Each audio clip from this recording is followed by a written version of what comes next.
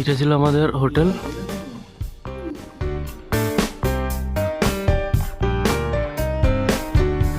Good morning, আজকে day 3 in Shimla. তো আজকে আমি বেরিয়ে যাচ্ছি হোটেলে চেক আউট করে। তো এই যে আমাদের হোটেল থেকে গাড়ি আছে, এটাই সামনে ছেড়ে দিয়ে আসবে। তারপর ওখানে আমাদের মেন গাড়ি আছে যেটা আমাদের মানালি নিয়ে যাবে ভায়া কুল্লু। তো চলো দেখাই আজকের পুরো জার্নি।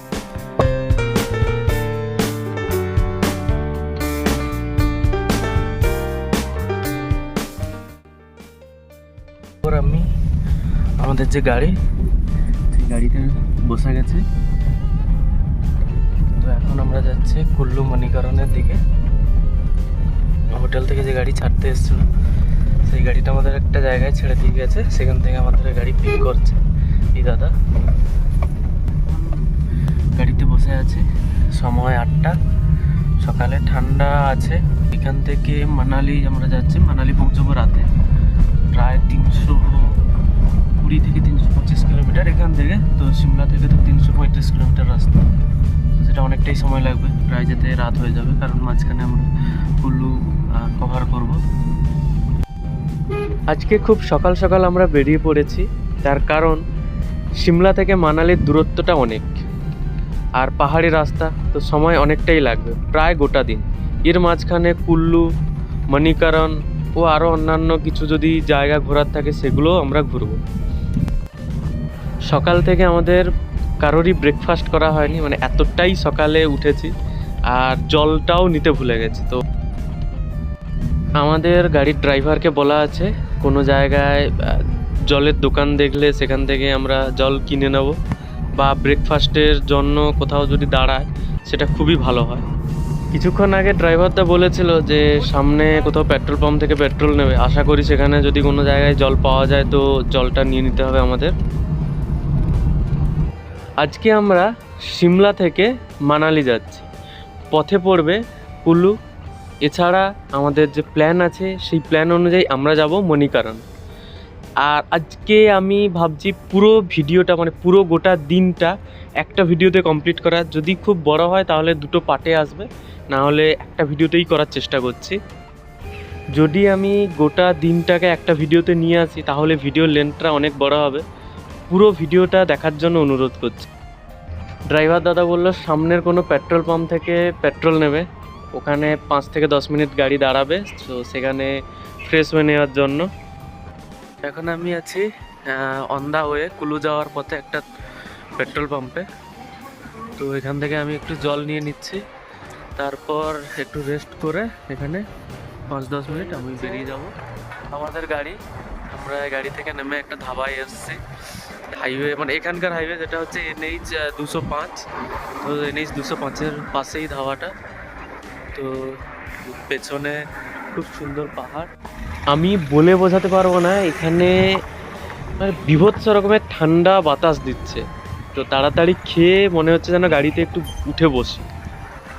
সবে সিমলা ছেড়ে আমরা বেরিয়ে গেছি, সিমলা ছেড়ে বেরোনোর পরে এই ধাবাটাই প্রথম পড়লো, যেখানে আমাদের ড্রাইভার দাদা বললো যে এখানে খুব ভালো খাবার পাওয়া যায়। তো আমি ওখানে গিয়ে টেস্ট করছি যে কেমন খাবারটা, বাট আমার না সেই রকমভাবে মুখে লাগেনি, তাই আমি বেশি কিছু খাইনি, চলেই এসেছি ওখান থেকে। গাড়িতে বসে যাব, একটু পরে যদি কোথাও ভালো কোনো খাওয়ার জায়গা পাই তো ওখানেই খাবো। এতক্ষণ ধরে পাহাড়ি আঁকাবাঁকা রাস্তা দিয়ে আসার পরে ফাইনালি যখন একটা সমতল ভূমির উপর দিয়ে, সমতল ভূমি নয়, দুটো পাহাড়ের মাঝখানে একটা ফ্ল্যাট ল্যান্ড, যেটাকে মালভূমি বলে, তো মেবি মালভূমি বলে, তোমরা কমেন্টে জানাও যেটাকে কি বলে, বাট অনেকটাই সমতল এই জায়গাটা, গাড়িতে কোনো অসুবিধাই হচ্ছে না। একটু আগে তো খুব সমস্যাই হচ্ছিলো যখন পাহাড়ের বাঁকে বাঁকে গাড়ি যখন বাঁক নিচ্ছিল তখন।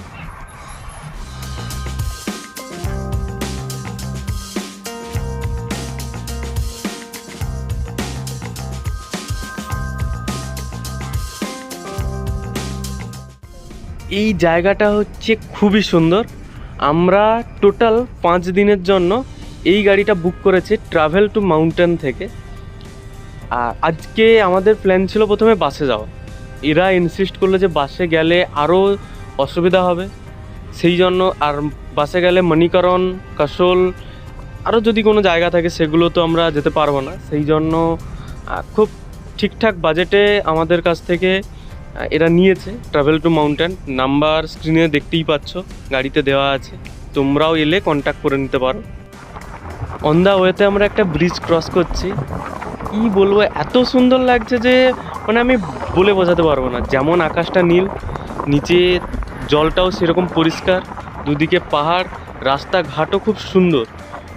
তো বলার কিছু নেই, মানে এটা জাস্ট ফিল নেওয়ার মতো। সামনে অনেকগুলো টানেল পড়বে, যেটা আমাদের ড্রাইভার দা বললো, সেগুলো আমি দেখাবো। তোমরা অবশ্যই ভিডিওটা পুরোটা দেখো। ভাগ্যিস একটা বড় গাড়ি নিয়েছে যেখানে আমাদের সমস্ত লাগেজ পেছনে থেকে গেছে। তার থেকেও বড় কথা যে এত লং জার্নির জন্য পাহাড়ের ওপরে বড় গাড়ি নেওয়াটা সবচেয়ে বেটার। প্রথমে বাজেটের জন্য অল্টো ভাবছিলাম, ভাগ্যিস অল্টো নেইনি।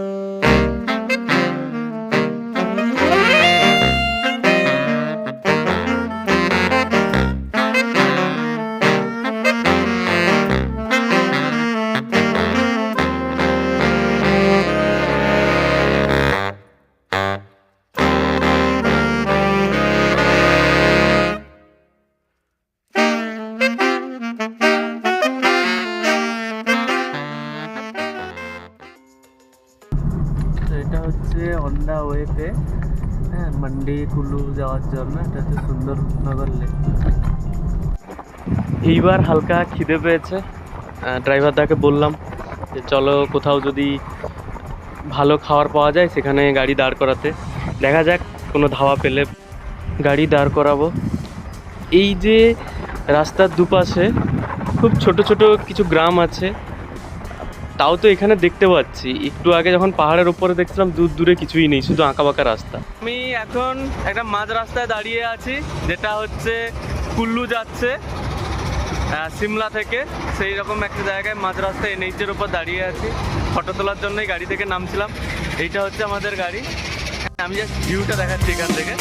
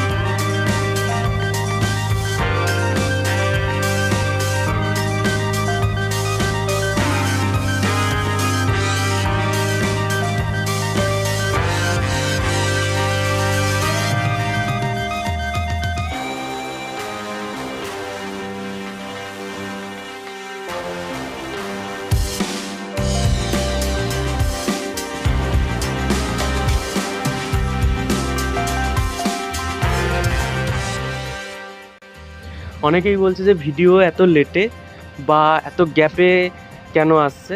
তো ট্রাভেল ব্লগার যখন যাচ্ছি সেখানে ল্যাপটপ নিয়ে যাচ্ছি না, ফোন থেকেই রেকর্ডিং করছি। বাড়িতে এসে কম্পিউটারে এডিট করে তারপর আপলোড করতে টাইম তো লাগছে, সেই জন্য। বাকি তোমাদের সাপোর্ট আর ভালোবাসা থাকলে এর পরের বছর আরও সুন্দর কোনো একটা জায়গায় যাব ইন্ডিয়ার মধ্যে। এখনও অবধি যদি তোমাদের ভিডিওটি ভালো লেগে থাকে অবশ্যই কমেন্ট করো।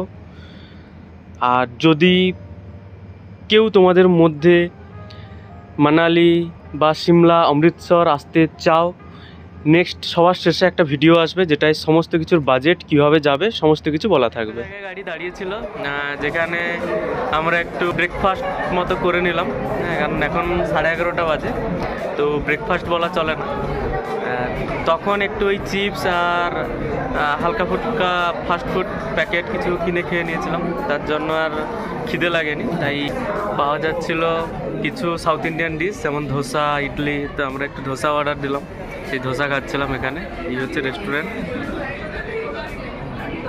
আর রেস্টুরেন্টের বাইরে এত সুন্দর ভিউ।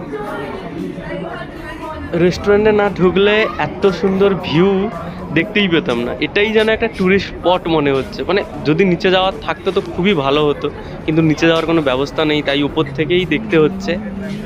এখান থেকে বেরিয়ে অন দ্য ওয়েতে পড়বে একটা ড্যাম, আমি দেখাচ্ছি সেটা। আমি ঢুকেছিলাম এই ধাওয়াটায়, এটা হচ্ছে হাইওয়ের পাশে একটা ধাওয়া। এখানে গাড়ি পার্কিংয়ের খুব সুন্দর ব্যবস্থা ছিল, খাওয়া দাওয়াও মোটামুটি ঠিকঠাক এখানকার মতো।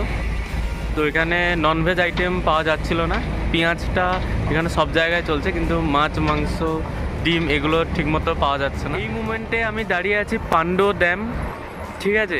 এখান থেকে মানালি 86 কিলোমিটার আর লে 512 কিলোমিটার, এবং কুলু আমরা যেটা যাচ্ছি সেটা হচ্ছে 48 কিলোমিটার এখান থেকে। আর এইখান থেকে রোপওয়ের ব্যবস্থা আছে, যেখানে এই যে পেছনে রোপওয়ে আছে, এইটা হচ্ছে তার টিকিট কাউন্টার। এছাড়া কেউ যদি এখানে ফটো তুলতে চায়, এটা হচ্ছে বিয়াস রিভার, হ্যাঁ, এর উপরে ড্যাম আছে, যে ড্যামটা এখান থেকে দেখা যাচ্ছে না। আমরা যখন ওই দিক থেকে এসেছিলাম তো ওই দিক থেকে দেখা যাচ্ছিল। ভিউটা জাস্ট অসাধারণ। কিছু কিছু দৃশ্য থাকে যেগুলো মানে মুখে বলে বোঝানো যায় না, সেগুলো কেবলমাত্র চোখে দেখে উপভোগ করা যায়। আমরা এই সামনের থেকে এবার বেঁকে যাব মণিকরণের দিকে, যেটা এখান থেকে প্রায় 30 থেকে 35 কিলোমিটার দূর।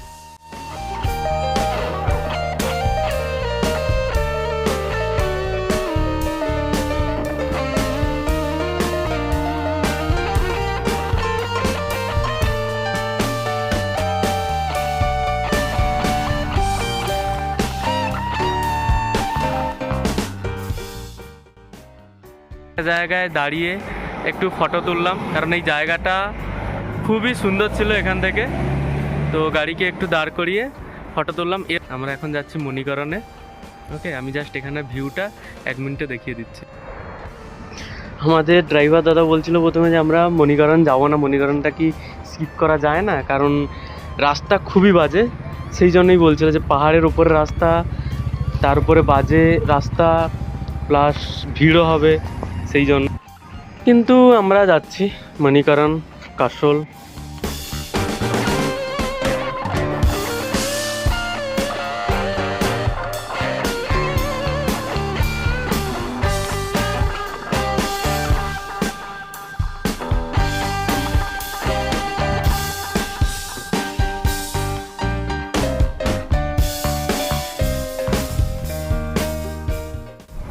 পাহাড়ি নদীর পাশ দিয়ে আমরা চলে যাচ্ছি মণিকরণের দিকে।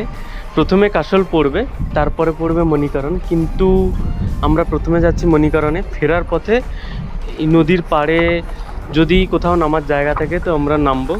আর কাশলে বাজার আছে, বাট কাশল মার্কেট ঘোরার আজকে কোনো আমাদের ইচ্ছা নেই। আমি চলে এসেছি মণিকরণে, এখানে চলে এসেছি মণিকরণের গুরুদ্বারাতে।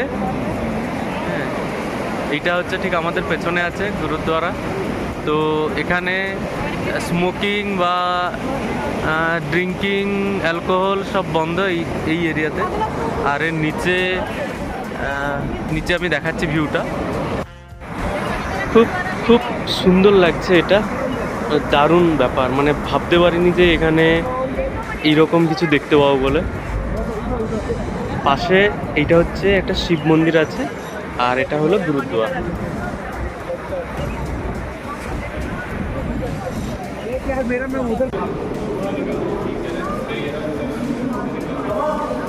এটা হলো, এখানে আছে গরম জল আছে, এটা হচ্ছে গুরুদ্বারার মধ্যে। আর ওই পাশে হচ্ছে একটা শিব মন্দির আছে। তো আমরা এখানে চলে এসেছি। তো আমি চলে এসেছি এখন মণিকরণে। এখানে হচ্ছে গুরুদ্বারা আছে এদিকটায়, আর এই পাশে হচ্ছে একটা শিব মন্দির আছে। এইখান দিয়ে খুব সুন্দর জলের যে জলপ্রপাত টাইপের একটা খুব সুন্দর দৃশ্য এখান দিয়ে দেখা যাচ্ছে। হ্যাঁ, তো এটা মণিকরণ হচ্ছে কুলু থেকে, কুলু যাওয়ার কিছুটা আগে মণিকরণ একটা রোড দিয়ে বেঁকে যেতে হচ্ছে প্রায় 30 থেকে 35 কিলোমিটার। আর ঠিক মণিকরণের আগে 10 কিলোমিটার আগে পড়ছে কাসল। কাসলও খুব সুন্দর জায়গা। তো কাসল আমরা প্রথমে কভার করিনি, প্রথমে সোজা এসেছি মণিকরণে। মণিকরণ থেকে এবার ব্যাকে যাওয়ার সময় আমরা কাসলটাকে দেখব। কাসলটা বেসিক্যালি কিছুই না, এই যে জলপ্রপাতটা, এই জলপ্রপাতটা ধীরে ধীরে নিচের দিকে যাচ্ছে পাহাড় বেয়ে বেয়ে। তো ওইখানে খুব সুন্দর একটা ভিউ স্পট আছে, যেটাকে আমরা একটু পরেই দেখবো ওই জিনিসটাকে। চলো দেখা যাক। মণিকরণ ছেড়ে এবার আমরা বেরিয়ে যাচ্ছি কাসলের দিকে। কাসলে মার্কেটে আমরা ঘুরবো না, বাট কাসলের ওই নদীর নিচে নামার জন্য আমি বলেছি ড্রাইভারকে, যদি কোথাও ড্রাইভারদা দেখতে পায় যে সেরকম সিঁড়ি করা আছে বা কোনো কিছু, অনেকে নামছে, তো সেখানে গাড়ি দাঁড় করাতে। বাট দেখা যাক কোথায় যাই, তোমাদেরকে পুরোটাই দেখাবো। এটা হলো কাসলের মার্কেট। আমি এখানে নামছি না, আমরা হচ্ছে সোজা বেরিয়ে যাচ্ছি, যেহেতু অনেকটা লেট হয়ে গেছে। আমাদের কুলুও যেতে হবে, তারপর মানালি পৌঁছাবো। আজকে আমাদের তৃতীয় দিন। সিমলা থেকে মানালি যাচ্ছি আমরা। প্রথম দিনে আমরা ঘুরেছিলাম সিমলার লোকাল, দ্বিতীয় দিনে আমরা গেছিলাম কুফরিতে, এছাড়াও রাষ্ট্রপতি ভবন, জু। আমি যেটা দেখালাম সেটা হচ্ছে কাসলের মেন মার্কেট। তো আজ যাওয়ার সময় আমরা সোজা মণিকরণ চলে গেছিলাম, তো ব্যাকে আমরা কাসলে এসেছি। কাসলে একটা ভিউ পয়েন্টে নামবো, মার্কেটে নামবো ভাবছিলাম, কিন্তু তারপরে আর সেরকম কিছু নামার ইচ্ছা হলো না, তাই জন্য মার্কেটে আর দাঁড়াই। কাসলের একটা ভিউ পয়েন্টে চলে এসেছি, আমি ভিউ পয়েন্টটার দিকে যাচ্ছি। কাসল মণিকরণের ভিউটা আমি দেখাচ্ছি। এই দেখো নিচে অনেকে চলে এসছে অলরেডি ফটো তোলার জন্য। জায়গাটা খুবই সুন্দর, মানে না এলে বোঝাতে পারছি না। আমি ঘুরিয়ে দেখাচ্ছি আমি পুরো জায়গাটা।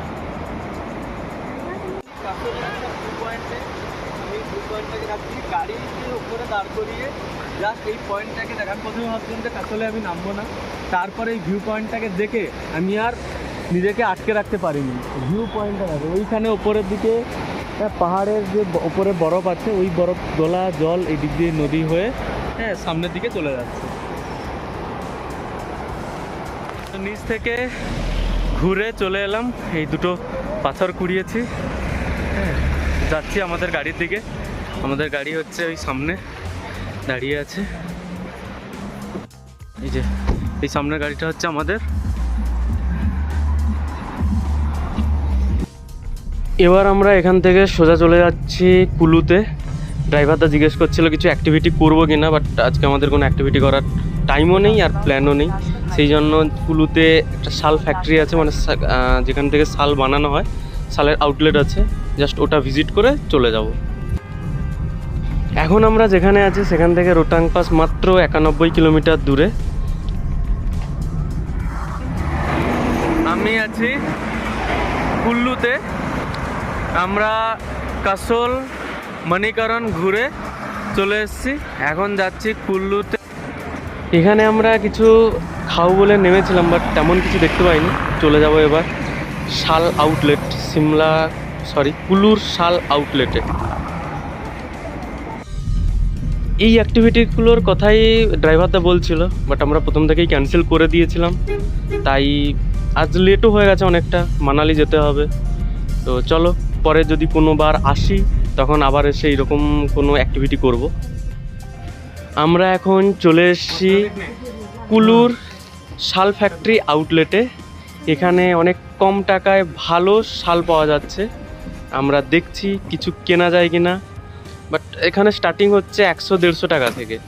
কুল্লু শাল ফ্যাক্টরি আউটলেট, যেখান থেকে আমি কিছু শীতের জিনিস কিনলাম এরপরে কোথাও ঘুরতে ঘুরতে যাওয়ার জন্য। এবার আমি বেরিয়ে যাচ্ছি শাল ফ্যাক্টরি আউটলেট থেকে। এখানে 150-200 টাকা থেকে স্টার্টিং জিনিসপত্রের দাম, তবে সেগুলো একটু পাতলা, একটু ভালো দেখতে গেলে 400-500 টাকা। এটা ফ্যাক্টরি আউটলেট কুলু।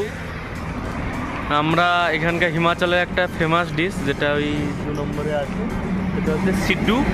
তো সিড্ডু অর্ডার দিয়েছি। আমরা ভাবছিলাম যে বেরিয়ে যাবো এখান থেকে মানালির জন্য।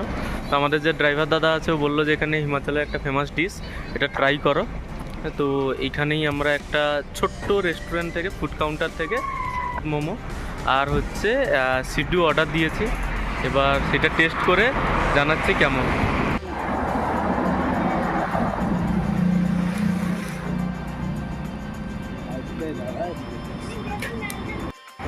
তো আমরা এখানে জাস্ট একটু আগুন জ্বালিয়ে হাত সেঁকছিলাম, কারণ মোমো আর ওই সিড্ডু ওটা বানাতে একটু টাইম লাগছিল, তাই জন্য। হ্যাঁ, এই দাদারা ছিল, হ্যাঁ, দিদি হচ্ছে রেস্টুরেন্টে, আর ওই দাদা হচ্ছে ওই শাল ফ্যাক্টরির। আর আমরা যাচ্ছি মানালির দিকে। মানালি পৌঁছতে আরও 1 থেকে 1.5 ঘন্টা সময় লাগবে। এখান থেকে প্রায় 40 কিলোমিটার দূরে। তো তাই জন্য আমাদের খাওয়ার রেডি হলে আমরা দেখাচ্ছি সিড্ডু কীরকম। আর মোমো তো প্রত্যেক দিনই খাচ্ছি। তো আমাদের মোমো এসে গেছে এখানে, বাকি আমি ওয়েট করছি সিড্ডুর জন্য। এখন সিড্ডু চলে এসছে, যেটা হচ্ছে এখানকার লোকাল খাবার। তো এই দুটোই হচ্ছে হিমাচলের লোকাল, যে খুব চলে প্রচলিত খাবার। মোমোটা আমরা প্রায় খেয়ে থাকি, আর এইটাই প্রথমবার ট্রাই করবো। আর ট্রাই করে আমি জানাচ্ছি এটা কেমন। আমি এখন মোমোটা টেস্ট করলাম, মোমোটা খুব ভালো, আর টেস্টটা অনেকটা অন্যরকম আমাদের ওখানের থেকে। সিড্ডু যেটা আমি এখন ট্রাই করছি, এটা দারুণ দারুণ, এটা ট্রাই করা দরকার হিমাচলে এসে। সত্যিই খুব সুন্দর খেতে। এটা ফেমাস, হ্যাঁ, একটা টিম পাঞ্জাব থেকে এসছে, ওরাও বলছে ওরা স্পেশালি এটা খাচ্ছে এখানে এসে সবাই। এই মোমেন্টে আমি পৌঁছে গেছি মানালিতে। আমাদের যে হোটেলে আসার কথা ছিল, আর সেই হোটেলে আমরা চলে এসেছি। গাড়ি পৌঁছে দিয়েছে এই মাত্র। তো আমি হোটেলের ভিউটা দেখাচ্ছি। এটাই হচ্ছে আমাদের হোটেল। চলো রুমে ঢুকি। আর সারাদিন ট্রাভেল করে যা পরিশ্রম হয়েছে, খেয়ে দিয়ে সোজা ঘুমিয়ে যাবো।